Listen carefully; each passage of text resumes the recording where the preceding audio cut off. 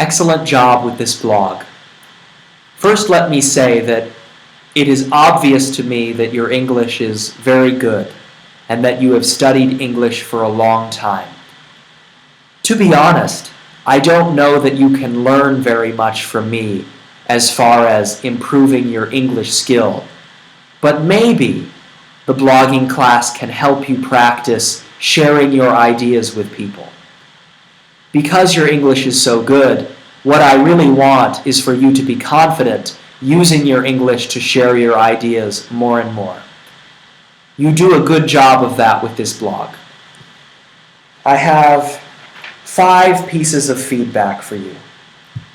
The first feedback is very simple.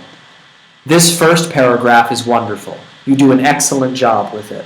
I was really happy to see this, and I think using the quote and talking about Anne of Green Gables, it was just really wonderful. So thank you very much for sharing this.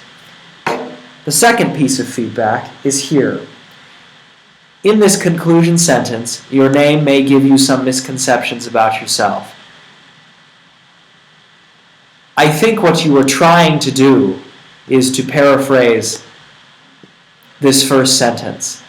Saying your name may give you some misconceptions about yourself, however, is not really the same meaning.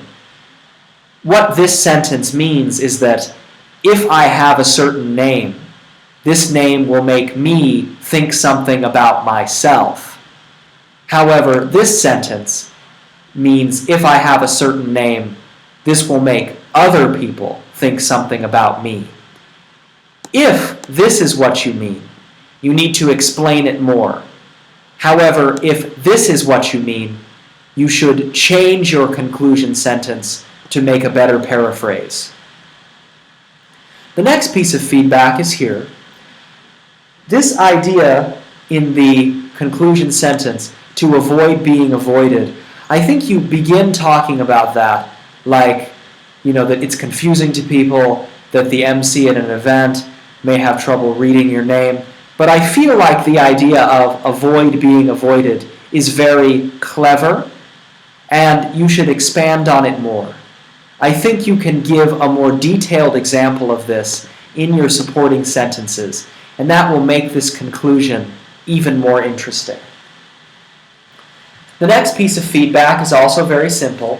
I just want you to remember that when we use these acronyms or initialisms, that you should define them first. I know that this means social network, but usually what we will do is we will say social networking sites, and then we give the letters in parentheses. Then, after you introduce it, you can use SNS again for the rest of the paragraph. The last piece of feedback is also very simple. I just want you to know, again, this last paragraph was very good, and I also really appreciated you including the Latin here. This was a very strong blog, and I hope you will continue to write.